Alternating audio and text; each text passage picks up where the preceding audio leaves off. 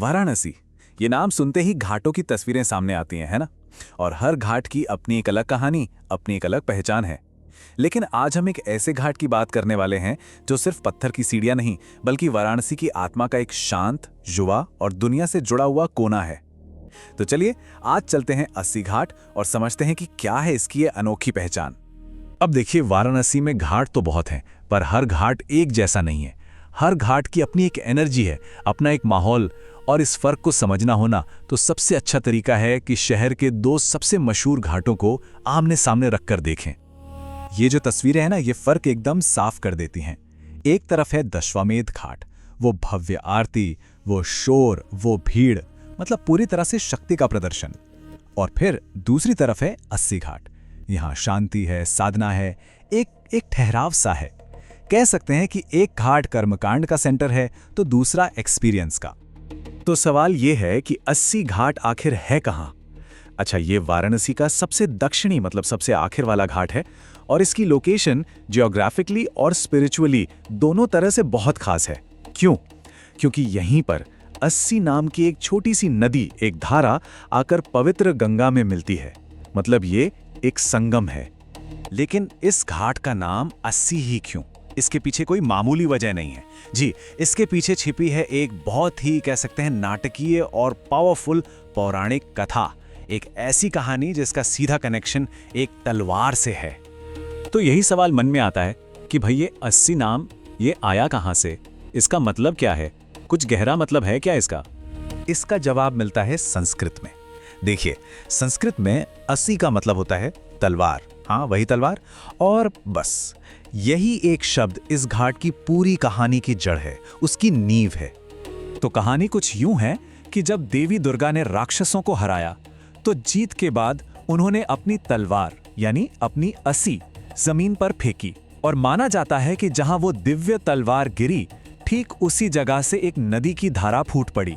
और वही धारा कहलाई अस्सी नदी, जो आगे जाकर मां गंगा में मिल गई। तो समझिए, अस्सी घाट सिर्फ एक नाम नहीं है, ये सिंबल है शक्ति का, रक्षा का और शुद्धि का। ये एक तरह से उस डिवाइन पावर की याद दिलाता है जिसने बुराई को खत्म करके पवित्रता को जन्म दिया। अच्छा, तो ये तो हुई इसकी पौराणिक कहानी। लेकिन कहानी यहीं खत्म नहीं होती। जैसे ही जैसे वक्त बदला, अस्सी घाट की पहचान भी बदलती गई, इवॉल्व होती गई। हर दौर में इसका एक नया जोल रहा है।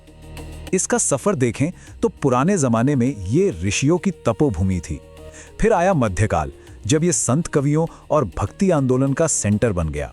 और आज बनारस हिंदू यूनिवर्सिटी यानी BHU के इतना करीब होने की वजह से ये स्टूडेंट्स, आर्टिस्ट्स और इंटेलेक्चुअल्स का, कह लीजिए, एक अड्डा बन गया है। तो फिर आज की तारीख में अस्सी घाट क्या है? आज इसकी पहचान एक बहुत ही इंटरेस्टिंग कॉन्सेप्ट से जुड़ी है, जिसे कहते हैं स्लो टूरिज्म। अब ये स्लो टूरिज्म क्या है? इसका सीधा सा मतलब है कि अस्सी घाट अब सिर्फ एक तीर्थ यात्रा वाली जगह नहीं रह गई है। ये वो जगह है जहां लोग एक्सपीरियंस के लिए आते हैं, भागम भाग करने नहीं, बल्कि ठहरने के लिए, महसूस करने के लिए, खुद से जुड़ने के लिए। यहाँ कर्मकांड से ज्यादा एक्सपीरियंस मैटर करता है। तो सवाल ये है कि यहाँ आता कौन कौन है? देखिए, यहाँ आपको यंग स्टूडेंट्स और बैकपैकर्स दिखेंगे। आपको योग और मेडिटेशन के लिए आए फॉरेन टूरिस्ट मिलेंगे, राइटर्स, आर्टिस्ट, और हाँ, सुबह सुबह गंगा स्नान करने वाले लोकल लोग भी। इन सब से मिलकर बनता है अस्सी का खास माहौल। और एक बात और, यहाँ जो क्राउड है वो ज्यादातर 18 से 40 साल का है। ये वो लोग हैं जो कुछ करने नहीं, बल्कि कुछ फील करने आते हैं। अस्सी में दिन की शुरुआत वाकई बहुत खूबसूरत होती है। सोचकर देखिए, सुबह सुबह सूरज की पहली किरणें, गंगा में नाव चल रही है, घाट की सीढ़ियों पर योग हो रहा है और बैकग्राउंड में हल्के हल्के शास्त्रीय भजन। माहौल एकदम शांत और स्पिरिचुअल होता है। और जैसे ही दिन चढ़ता है ना, अस्सी का मूड एकदम बदल जाता है। तब ये बन जाता है कैफे कल्चर का हब। चारों तरफ किताबों की दुकानें, आर्ट गैलरीज। लोग यहाँ कैफे में आराम से बैठकर बातें कर रहे हैं। कोई किताब पढ़ रहा है तो कोई बस यूं ही गलियों में घूमकर इस जगह की विरासत को एक्सप्लोर कर रहा है। और फिर आती है शाम।